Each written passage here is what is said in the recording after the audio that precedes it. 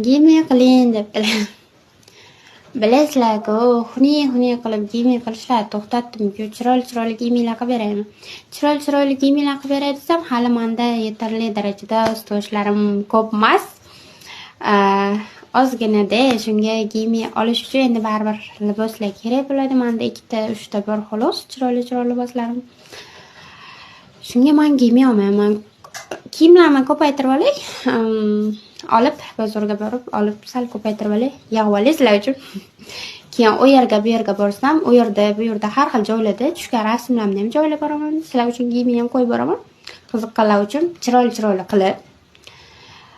Oldingidaqa emas. Agar oldingini xohlasanglar ham bilmadim-ku, lekin bu safar o'zimni haqiqiy kiyinish uslubimda videolar joylab boraman. Inshaalloh Xudo xohlasa shunaqa. O'shanga hali bir video joylamayapman.